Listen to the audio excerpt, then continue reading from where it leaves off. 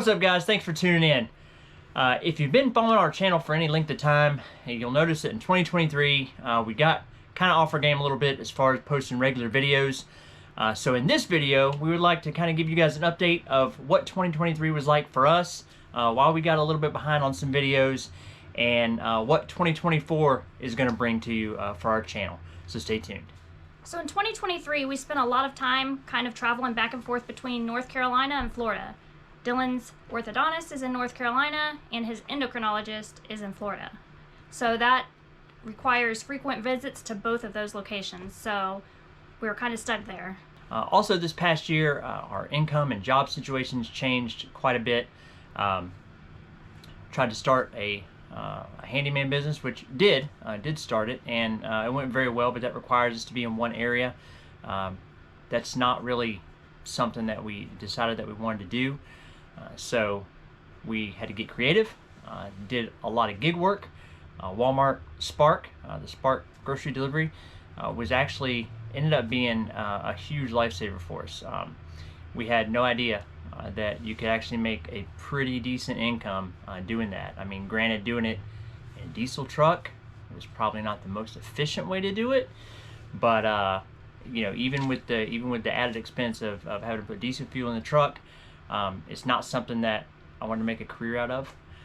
But it absolutely helped fill in the gaps for us while we were traveling and kind of keeping us afloat while I was looking for a different job. I really wanted something remote so that we could continue to travel.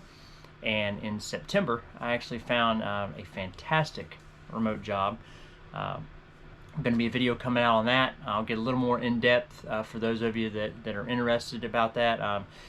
It allows me to use a lot of my previous automotive tech knowledge and skills that I had when I was an automotive tech, and it's been a fantastic company.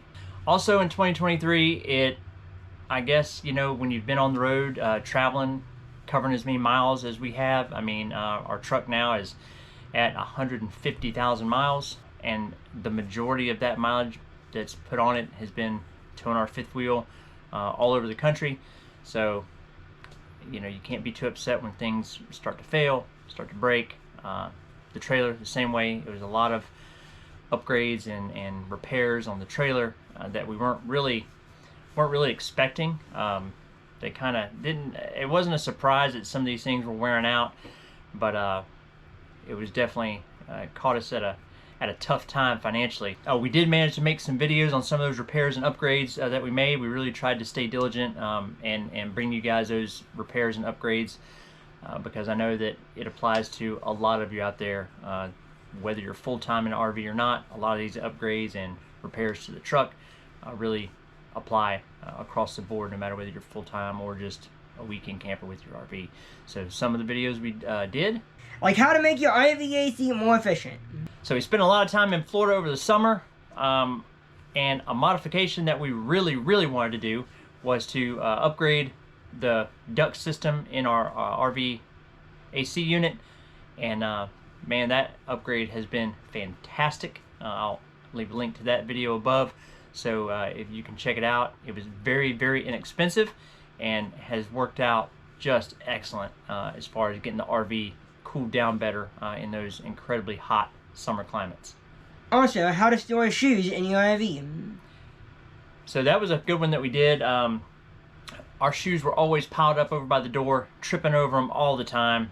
So we had flip-flops over there and tennis shoes, and we actually ended up knocking out the side of our cabinet and utilizing some space in there to put a shoe shelf.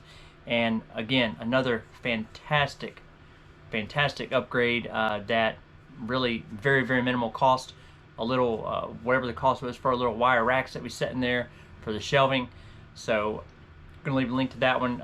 If you're looking for ideas on how to store your shoes, definitely check that out. Even if your cabinets are not set up like this, it may maybe trigger an idea, or maybe help you think of somewhere in your RV that maybe you weren't thinking of. That would be a great place to make some modifications and store those shoes. Replacing an RV power inlet. Fire hazard!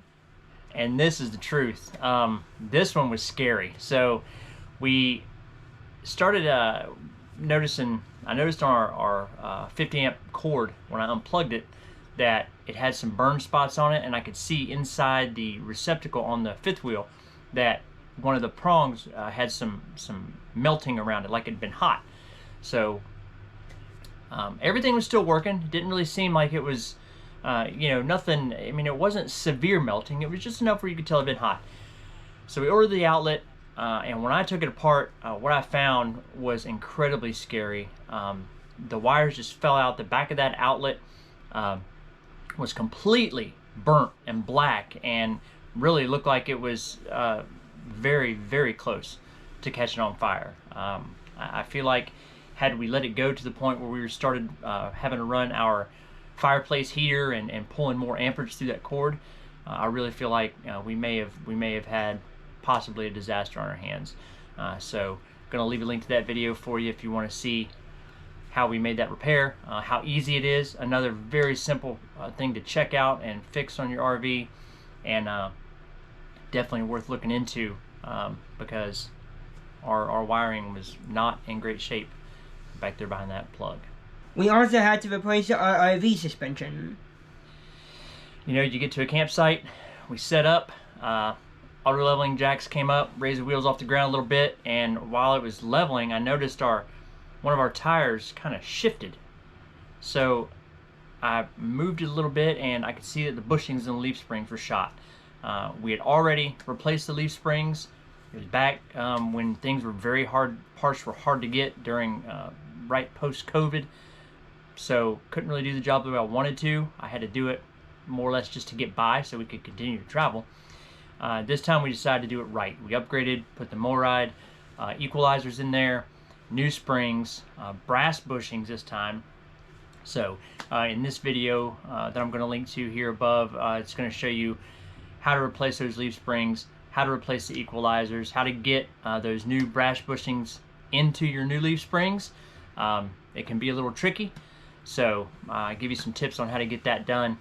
And the suspension now is fantastic. We also upgraded the tires to some Salem tires, so a big expense for us again in a year when financially things were not awesome. But you got to do what you got to do to keep this thing rolling down the road. And then we had some truck problems. And the truck problems, yeah, the hits just keep on coming with expenses in 2023. So the first issue that we had with the truck, started getting a check engine light going off and on. Wasn't super concerned because it kept going out. And then I got a DEF code, or DEF warning actually, saying that the truck was going to go into limp mode and be limited to 5 miles an hour. Not a great feeling. So it turns out that it was the DEF injector that had failed. So did a video on replacing that DEF injector. I have not really dug into really diesel DEF systems, but the DEF injector, at least on the Ram 2500, is incredibly easy to change, very easy to diagnose if that's what your issue is or not. And in the video that I'll link above, I show you how you can test the injector, and then also how simple that is to replace, so you can avoid having to take this thing into a dealership or a shop. I can only imagine what they would charge to replace that, but I'm sure it wouldn't be cheap. It's definitely something you can do yourself. Also, we had a turbo actuator fail on us on the truck. Did not do a video on that. I was incredibly frustrated. It was very expensive. The turbo actuator was $1,000. It failed on us while we were on our way up to North Carolina after we left Florida. So trying to tow, I mean, we towed the entire way basically with no turbo on the truck. Going uphill, the thing would not hardly get out of its own way. It was just a nightmare trying to tow, but it got us there. We did get there, and then of course we had to figure out what the issue was, and then come up with $1,000 for a turbo actuator. So definitely some major expenses and a lot of work that had to be done over the 2023. But luckily, I was able to do all of it myself. We didn't have to send the truck out to get repaired. We didn't have to send the RV to a dealership or have a mobile mechanic come out and work on it. And that's really a big key, and something that I would really like everybody that watches our channel to know, is that if you have even the slightest little bit of mechanical ability, there is so much that you can do yourself, that you don't have to rely on somebody else to come out and fix your vehicle or fix your RV. There's a tremendous wealth of knowledge out there on YouTube and online that you can find yourself and save yourself a ton of money. We did go to one cool spot in 2023, Georgia's Little Grand Canyon. Yeah, so Providence Canyon State Park is in Lumpkin, Georgia. It's kind of out in the middle of nowhere, so our travels allowed it to be a little detour, so it wasn't way out of the way. It was a really cool experience because not only did we get to see the canyon from above, but we also got to walk down on the floor of the canyon. So it's very interesting how that canyon was formed. So I'll leave a link up above to that video if you want to check it out. It's definitely a unique place in Georgia, and it definitely does not look like you're in Georgia when you're walking around it and taking in some of the views. Super awesome spot, and if you're ever over around that area, it's definitely worth the extra effort to go visit. And to wrap up 2023, as if all that stuff wasn't enough, nothing like getting kicked while you're down. I was sitting here waiting to start work one morning, and decided I was going to crack the vent open up top, our max air vent. Didn't want to open it all the way because it was cold. I just wanted to open it a little bit, just to let some of the condensation and humidity vent out of the RV while we had the heater running. So I hopped up off the couch. I slid a chair out from the table. I hopped up in the chair, and as I reached up to open the vent, felt a little dizzy, and I said, wow, I think I got up too fast.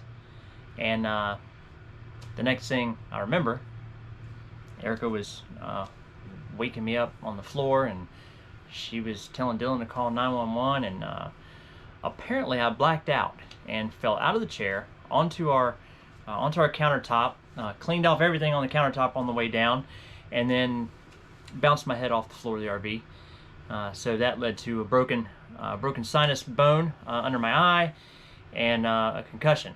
So and bruised ribs. And bruised ribs from where apparently I hit the counter on the way down. The paramedics came, took me to the hospital. They checked me all out, and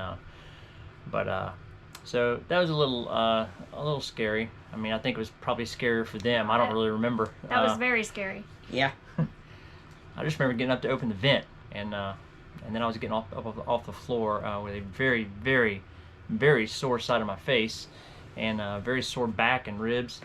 But so just a little public service announcement: if you're gonna manually open that vent, maybe grab a step stool or something.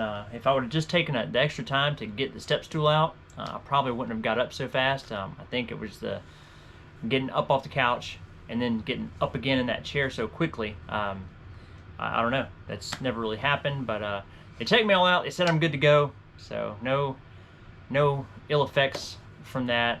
Just took me a couple weeks being beat up and bruised up, but I'm good to go now. So having said all that, that moves us on to 2024 and what you can expect from our channel. So Dylan's been in his braces for about 2 years now, and originally they told us it would be about 2 to 2.5 years. Well, we just went back to his most recent appointment, and they said he's still looking at another 8 to 12 months, much to his dismay. So his endocrinologist appointment is coming up at the end of January, and he's been talking about taking him off of the growth hormone, which he's been on for the last almost 10 years, and but he's been talking about it for the last year. So I guess he kept growing, which is a good thing, and kind of defying the odds, which is kind of what he does. So we'll see what he says when we go at the end of January, but we're expecting his appointments to kind of still play a little bit into our plans for 2024. And also, Dylan's going to tell you what he's looking forward to doing in 2024. I'm very excited to be able to travel and participate in some Pokemon regional events. So that's a wrap up of 2023. We are very excited to put 2023 in the rearview mirror. 2024 should be much better. Like I said, have a fantastic remote job that allows us to travel. So we're going to do a video, like I said, a little more in-depth on what that is. Also, obviously with a remote job, you need good internet. So we are going to also do a follow-up video about the internet that we use now. It's different than the hotspots that we've used in the past. So give you guys kind of a rundown on that program and how that's been working out for us. Also kind of go through our 5th year being full-time in our RV. There's some things that have been with us since the beginning, some things that didn't make it. So we were going to go through and kind of give you guys a rundown on some of our top products that we think anybody that's full-time in an RV needs to have, and give you a review on what those are. We'll also have an update on our Army Corps of Engineer parks that we absolutely love to stay at. We look forward to spending more time in those as we are able to travel around some more this year. And along with that, just our general, our general fix-it videos. I mean, again, this is our 5th year in the RV. I'm sure there's some things that are going to break. There's actually some things already that are not performing super great that I'm probably going to be replacing or doing an upgrade on this year. So it'd be nice to be able to plan for that, though, instead of just having it hit you upside the head and take a bunch of money to fix. So try to do some preventive maintenance on the RV this year. Obviously, we'll do videos on that. And I think that's going to wrap it up. We look forward to 2024. Just wanted to give you guys kind of an update on what we've been up to and what we're going to be up to going forward. We appreciate you guys watching, and we'll catch you guys down the road.